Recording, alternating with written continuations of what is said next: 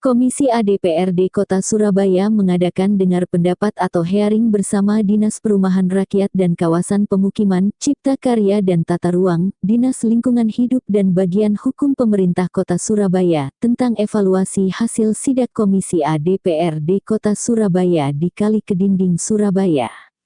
Hearing lanjutan tersebut dipimpin oleh Ketua Komisi A DPRD Kota Surabaya Pertiwi Ayu Krisna. Dalam hearing lanjutan ini membahas evaluasi perizinan usaha di kawasan Tanah Kali Kedinding, Surabaya. Diketahui dari hasil sidak Komisi A DPRD Kota Surabaya beberapa minggu lalu ada gudang berdiri di kawasan rumah pemukiman.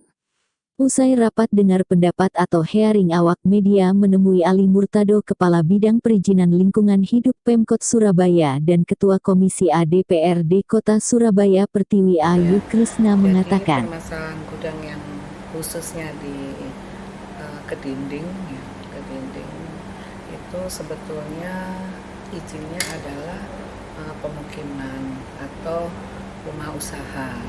Nah, kategori rumah usaha ini harusnya 50% ditempati sendiri, 50% dibuat usaha. Tapi bukan usaha pergudangan. Kalau pergudangan itu ada izinnya sendiri. Sedangkan di Kali Kedinding ini ditemukan yang terbaru itu ada 4 atau 5 yang izinnya baru keluar. Tapi izinnya juga bukan pergudangan, izinnya rumah usaha. Tapi kenyataannya digunakan oleh si pembuat izin ini dibuat gudang. Nah, itu yang kami sebagai pengawasan ingin memberikan solusi kepada pemerintah kota. Jangan saja hanya cuma mengeluarkan izinnya yang sudah sesuai dengan surat menyuratnya, akan tetapi harus ditinjau juga sebagai pengawasan setelah memberikan izin. Karena biar bagaimana namanya orang mau usaha itu bisa berarah ke halal ataupun tidak, kan begitu. Nah, apalagi kalau disinyalir kedapatan di Kali Kedinding itu akan dijadikan gudang bir atau minuman keras, itu otomatis kan ditemukan oleh Komisi A. Tentunya kami jelas kami tegur dinas terkait ya yang mengeluarkan izin. Memang kita tidak selalu menyalahkan pemerintah kota dalam mengeluarkan izinnya, tapi setelah mengeluarkan izinnya itu tadi yang harus tetap diawasi apakah ada penyalahgunaan dari waktu dia mengajukan perizinan. Apa ada hearing lagi, Bu? Ada 2 minggu kami tunda untuk membawa data yang mana yang dulu sudah terlanjur di tahun berapa itu sudah terlanjur dibuat pergudangan wilayah situ, dan kami meminta karena di sana itu kan masuk gang-gang kecil kan, kalau itu memang izinnya pergudangan dia harus membuat drainase yang tidak mengganggu pemukiman di sekitarnya. Kalau yang sudah terlanjur dan atau bagaimana caranya dia harus membuat izin baru, dan dia harus betul-betul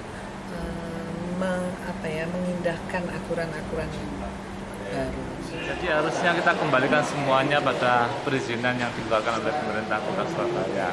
Jadi kebanyakan kita lihat itu kan izin ada, dan insya Allah izin itu dikeluarkan sesuai dengan ketentuan yang ada, dasar-dasarnya jelas, kemudian syarat-syaratnya jelas, ya kan. Tapi rata-rata pada saat pelaksanaan dan operasional itu seringkali terjadi tidak sesuaian.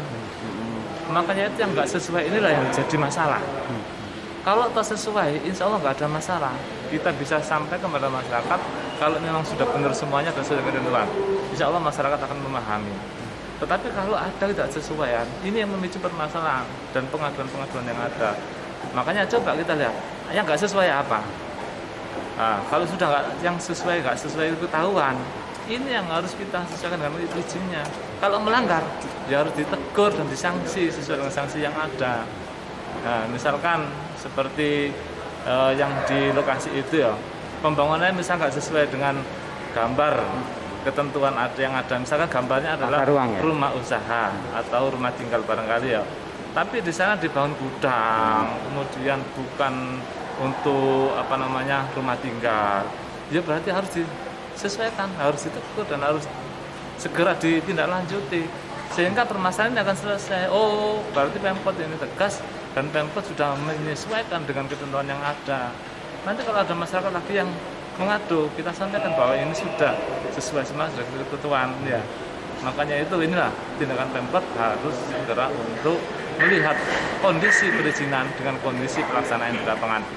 Ini mokong-mokong ya, pemrakarsa atau yang punya izin nggak sesuai dengan ketentuan, ya harus ditegakkan, ini harus diberi sanksi. Jadi di LH ada ketentuan untuk setingkat UKLPL ini kan ada sosialisasi ya untuk pengumuman, bukan bentuk sosialisasi pertemuan atau dalam bentuk sidang, tidak ada. Karena memang kita sederhanakan saking banyaknya perizinan yang di pemerintah Kota Surabaya untuk dokumen lingkungan inti berupa UKLPL, maka sosialisasi atau informasi pada masyarakat berupa tempel pengumuman di lokasi, tempel di kelurahan setempat, dan melalui online. Nah ini saya kira semuanya bisa melihat nanti. Misalkan dari kelurahan menyampaikan warga atau warga langsung biasa langsung kalau ada pembangunan, oh sudah ada ininya. Meskipun dalam batas waktu 3 hari, tidak menutup kemungkinan lebih dari 3 hari dan kapanpun Dinas Lingkungan Hidup akan tetap menyelesaikan ketika ada permasalahan yang timbul. Kita kembalikan, kita cek kembali kesesuaian dengan apa yang menjadi permasalahannya apa. Kalau ketentuan persyaratannya sudah jelas semuanya, ya kita sampaikan begini. Dan solusinya apa? Ya kita mediasi semuanya. Ini yang nggak boleh kita tinggalkan. Pak, ketika itu di kawasan Kedinding itu ketika tidak sesuai dengan peruntukannya, yang awalnya kan rumah usaha, kemudian setelah dicek oleh Komisi A itu menjadi sebuah gudang gitu Pak. Nah selama ini rekomendasinya LH itu seperti apa? Apakah LH tidak tahu atau gimana gitu Pak? LH akan ketika mengeluarkan ya, ini kalau bangunan baru, kita nggak tahu, itu kan bangunan kosong, tanah kosong. Kalau tanah kosong kita nggak mempertimbangkan apa-apa. Satu pertimbangannya hanya tata ruang. Oh, tata ruangnya sesuai untuk rumah usaha. Kita keluarkan rumah usaha sesuai dengan ketentuannya 50%, kemudian batasan-batasannya apa seperti itu. Tetapi kalau bangunan sudah ada misalkan, yang menjadi pertimbangan kami adalah kalau sudah bangunan sudah ada, kami pertimbangkan. Loh kok ini? Kok kegiatan seperti ini? Kok melanggar KS dan sebagainya? Ini kami pertimbangkan. Tapi kalau bangunan baru sudah langsung di kotak garis ini aja sesuai dengan intensitas yang ada di tata ruang kita keluarkan. Nah, jadi beda antara yang sudah beroperasional, sudah berdiri, baru mengajukan izin, atau yang bangunan baru sama sekali dengan tanah kosong. Biasanya sudah kita berikan izin sesuai dengan kondisinya. Nah, ini tadi dari Dewan kan 2 minggu akan dipanggil lagi Pak. Evaluasi apa nanti yang akan Jadi untuk yang di LH akan melihat progres pelaksanaan pembangunannya. Apakah sesuai dengan ketentuan yang ada di dalam dokumen lingkungan. Misalkan, penggunaan bangunan sekarang itu benar 50% enggak untuk ruang usahanya. Meskipun kita nggak membuat sebuah gambar bangunan teknis ya enggak, tapi kita berikan arahan bahwa sesuai dengan tataran itu 50% ditempati sendiri, kemudian apa seperti itu. Tapi kalau di sana nanti tidak sesuai, ya kita ada sanksi-sanksi yang kita sampaikan. Oh kamu, gitu. Memang benar harus kita sampaikan itu, pengawasan itu jangan sampai sudah berdiri selesai. Tetapi pada saat pelaksanaan bangun itu sudah harus diawasi, sehingga orang bongkar itu tidak sampai eman. Kalau sudah jadi terus baru disuruh bongkar, kasihan ya kan.